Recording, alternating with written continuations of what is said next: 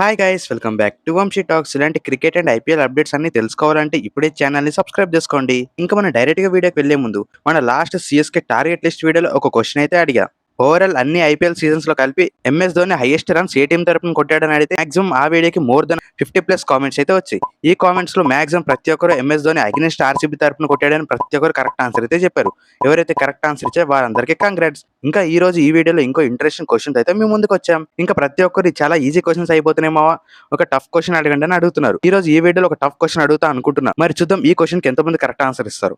ఇంకా ఈ question overall IPL లో అన్ని టీమ్స్ తరపున అయితే అడుగుతున్నా. మరి అన్ని ఐపీఎల్స్ లో కలిపి ఏ ప్లేయర్ హైయెస్ట్ సిక్సెస్ కొట్టారో కింద కామెంట్ చేయండి. తన పేరు అండ్ తన ఫ్రాంచైజీ నేమ్ అయితే కామెంట్ చేయండి. కరెక్ట్ గా కామెంట్ చేసిన నేమ్స్ నెక్స్ట్ వీడియోలో అయితే డిస్ప్లే చేస్తాం. This is your question. ఇంకా మనం డైరెక్ట్ గా వీడియోలోకి వెళ్తే ఈ వీడియో కోసం చాలా మంది వెయిట్ చేస్తున్నారని చెప్పాలి. మెయిన్ గా రీసెంట్ వీడియోస్ లో ప్రతి ఒక్కరు అడిగే క్వశ్చన్ ఐపీఎల్ యొక్క ట్రేడ్ రూమర్స్ గురించి మాట్లాడమావా అని అడుగుతున్నారు. అందుకే ఈ వీడియోతో మీ ముందుకైతే వచ్చా. యాక్చువల్ గా నెక్స్ట్ వీడియోస్ మనకైతే ముంబై ఇండియన్స్, ఆర్సీబీ ఇలా కొన్ని టీమ్స్ యొక్క టార్గెట్ లిస్ట్ అయితే ఉన్నాయి. బట్ ఇదైతే చాలా మంది అడుగుతున్నారు కాబట్టి దీని గురించి అయితే మాట్లాడుకుందాం. మరి నెక్స్ట్ ఏ టీం టార్గెట్ లిస్ట్ చేయాలనుకుంటున్నారో కింద కామెంట్ చేయండి. దాని గురించి కూడా ఫుల్ క్లారిటీగా మాట్లాడుకుందాం. ఈ వీడియోలో ముందుగా సిఎస్కే టీం యొక్క ట్రేడ్ రూమర్స్ గురించి అండ్ ఎస్ఆర్హెచ్ యొక్క ట్రేడ్ రూమర్స్ అండ్ మెయిన్ గా సిఎస్కే మేనేజ్మెంట్ కొన్ని అఫీషియల్ న్యూస్ అయితే వచ్చాయి. మెయిన్ గా సిఎస్కే టీం వాళ్ళ హెడ్ కోచ్ ని ఇప్పుడు పక్కన పెట్టారు కాబట్టి మరి నెక్స్ట్ ఐపీఎల్ నుంచి సిఎస్కే టీం కి ఎవరు హెడ్ కోచ్ గా చేస్తారు అండ్ చేసే ప్రాబిలిటీ ఎవరు ఎక్కువగా ఉన్నాయి దాని గురించి అయితే డిస్కస్ చేద్దాం ఈ వీడియోలో.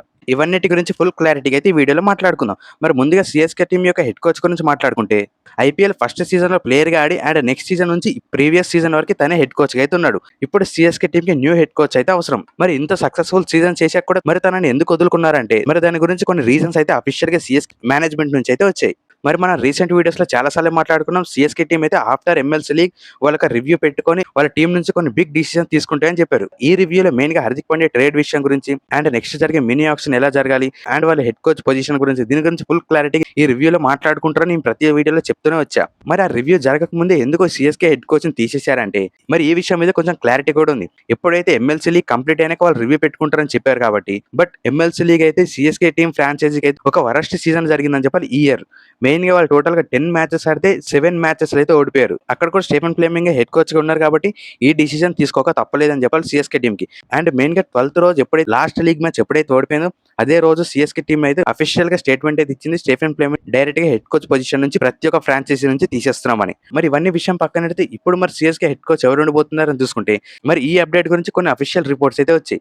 మెయిన్ గా సిఎస్కే సీఈఓ అయిన కాశీ విశ్వనాథ్ గారు అయితే కొన్ని రిపోర్ట్స్ అయితే ఇచ్చాడు. ఇందులో మెయిన్ విషయం ఏంటంటే ఇప్పటి వరకు మేము ఇంకా డిసిజన్ తీసుకోలేదని, ఐదర్ ఇండియన్ హెడ్ కోచ్ అని అవ్వచ్చు ఆర్ ఫారెన్ హెడ్ కోచ్ గురించి అయినా ఆలోచిస్తున్నామని, ఇంకా పర్టికులర్ గా కొన్ని నేమ్స్ అని ఏవి అనుకోలేదు, జస్ట్ రివ్యూ కంప్లీట్ అయినాక ఆ నేమ్స్ అయితే బయట పెడతామని క్లారిటీ ఇచ్చారు. మరి ఇందులో ఇండియన్ హెడ్ కోచ్ గా ఎవరు వచ్చే ఛాన్సెస్ ఉన్నాయి, మరి ఫారెన్ కోచెస్ లో కూడా ఎవరున్నారని చూసుకుందాం ఒకసారి. మరి ఒక్కసారి ఇండియన్ హెడ్ కోచెస్ లో ఎవరున్నారంటే 2 నేమ్స్ అయితే గట్టిగా అనిపిస్తున్నాయి. ఫస్ట్ నేమ్ విషయానికి వచ్చేసరికి రాహుల్ ద్రావిడ్ కి అయితే హెడ్ కోచ్ పొజిషన్ లో అంత సక్సెస్ఫుల్ అయితే జరగలేదు. మెయిన్ గా రాజస్థాన్ రాయల్స్ లో హెడ్ కోచ్ పొజిషన్ లో రాహుల్ ద్రావిడ్ అండ్ మేనేజ్మెంట్ కి అయితే పడకపోవడం వల్ల అలాంటి మిస్అండర్స్టాండ్స్ వల్ల హెడ్ కోచ్ గా ఫెయిల్యూర్ అయితే అయ్యాడని చెప్పి ఐపీఎల్ లో.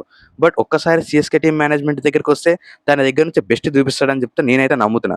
మెయిన్ గా సిఎస్కే మేనేజ్మెంట్ ఎవరైతే హెడ్ కోచ్ పొజిషన్ లో వస్తారో వాళ్ళకి అయితే ఫుల్ ఫ్రీడమ్ ఇస్తుంది కాబట్టి ఇక్కడ Rahul Dravid one of the great head coach గా మళ్ళీ ఒకసారి ప్రూవ్ చేసుకోవచ్చు సిఎస్కే టీం కి ఇన్ ఐపీఎల్ లో. మరి ఇండియన్ కోచ్ గా సెకండ్ నేమ్ ఏమనిపిస్తుంది అంటే హేమంగ్ బదాని. మెయిన్ గా హేమంగ్ బదాని అయితే ఢిల్లీ క్యాపిటల్స్ కి ఐపీఎల్ 2026 హెడ్ కోచ్ గా అయితే చేశారు. బట్ తనైతే సిఎస్కే టీం కూడా వన్ ఆఫ్ ది కంటెంటర్ గాని చూస్తున్నారంట. మరి చూడాలి ఇండియన్ కోచెస్ ఎవరైనా ప్రిఫర్ చేస్తారా లేదంటే CSK management foreign head coaches గురించే చూస్తారా? మరి దీని మీద మీరేమనుకుంటున్నారు? ఏ కోచ్ అయితే బెస్ట్ అనుకుంటున్నారు సిఎస్కే టీం కి? అండ్ మెయిన్ గా ఇప్పటి వరకు వచ్చిన రిపోర్ట్స్ ప్రకారం ఎంఎస్ ధోని అయితే ఈ హెడ్ కోచ్ సెలక్షన్ లో చాలా ఇంపార్టెంట్ రోల్ అవుతుందంట. తనైతే ఈ సెలక్షన్ లో పక్కాగా ఇన్వాల్వ్మెంట్ ఉండి ఫైనల్ గా తన దగ్గర నుంచి ఎస్ అని చెప్తే హెడ్ కోచ్ అయితే పెట్టుకుంటారని సిఎస్కే మేనేజ్మెంట్ అయితే అఫీషియల్స్ పక్కాగా చెప్పారు. కాబట్టి మరి చూద్దాం ఎంఎస్ ధోనికి ఎలాంటి హెడ్ కోచ్ కావాలనుకుంటున్నాడు. అండ్ ఎంఎస్ ధోని కూడా రీసెంట్ గా 100 లీగ్ లో కొన్ని పొటెన్షియల్ క్యాండిడేట్స్ అయితే ఉన్నారంట. వాళ్ళ మీద ఎంఎస్ ధోని బాగా ఇంట్రెస్ట్ చూపిస్తున్నారని కొన్ని రిపోర్ట్స్ అయితే వచ్చాయి. మరి ఫైనల్ గా చూడాలి ఇండియన్ కోచెస్ ని ప్రిపేర్ చేస్తారా లేదంటే ఫారెన్ కోచెస్ ని ప్రిపేర్ చేస్తారా? ఇంకిప్పుడు మనం అయితే సిఎస్కే టీం యొక్క trade rumours and SRS team దగ్గర నుంచి ఒక ట్రేడ్ రూమర్స్ అయితే వస్తున్నాయి. దాని గురించి మాట్లాడుకుంటే ముందుగా సిఎస్కే టీం గురించి అయితే మాట్లాడదాం. ఇందులో మెయిన్ గా అడ్వాన్స్ టాక్స్ గురించి మాట్లాడుకుంటే సిఎస్కే టీం అయితే గట్టిగా ట్రై చేస్తుందంటే వాషింగ్టన్ సుందర్ని తెచ్చుకోవడానికి ఇన్ ఆల్ క్యాష్ డీల్. మరి ఈ విషయం మీద గుజరాత్ టైటన్స్ క్లారిటీ ఏంటంటే ఇప్పటి వరకు అయితే ఈ డీల్ ని గుజరాత్ గుజరాత్ టైటన్స్ అయితే క్యాన్సిల్ చేసింది. ఎందుకంటే జీటీకి క్యాష్‌తో అవసరం లేదు. ఎందుకంటే ఐపీఎల్ 2026లో వాషింగ్టన్ సుందర్ అయితే జీటీ గెలిచిన మ్యాచెస్‌లో తన చెయ్యి అయితే ఉంది. సో తననైతే వదులుకోవాలని గుజరాత్ టైటన్స్ అనుకోవట్లే. ఇంకా సెకండ్ ట్రేడ్ రూమర్ విషయానికొస్తే తమిళనాడు ప్లేయర్స్. ఇందులో మెయిన్‌గా టీ నటరాజన్ అండ్ సాయి కిషోర్. ఈ 2 ప్లేయర్స్‌లో ఒక ప్లేయర్‌ని అయితే పక్కాగా సీఎస్‌కే టీమ్ తెచ్చుకోవాలని ట్రై చేస్తుంది. మరి ఈ విషయంలో కూడా సాయి కిషోర్ మాక్సిమం అయ్యే ఛాన్స్ ఎక్కువగా కనిపిస్తున్నాయి. మరి ఎవరిని ఇచ్చి సీఎస్‌కే టీమ్ సాయి కిషోర్‌ని తీసుకుంటారని చూసుకుంటే Urvil Patel is one of the main ప్లేయర్‌గా ఉన్నాడంట ఈ స్వాప్ కోసం. మరి చూడాలి సాయి కిషోర్ అండ్ ఉర్వేల్ పటేల్ స్వాప్ అయితే జరిగే ఛాన్స్ ఎక్కువగా ఉన్నాయి రీసెంట్ అప్డేట్స్‌లో. ఇంకా నెంబర్ 3 మెయిన్ అప్డేట్ విషయానికొసరికి ఆయుష్ మాత్రే. ఆయుష్ మాత్రే గురించి అయితే చాలా టీమ్స్ సీఎస్‌కే టీమ్ దగ్గరికి అప్రోచ్ అయ్యారంట. ఇంకా మెయిన్ కొన్ని teams like Mumbai Indians and Delhi Capitals ఈ 2 టీమ్స్ కూడా చాలా ఇంట్రెస్ట్ ఉన్నాడు ఆయుష్ మాత్రని తీసుకోవడానికి.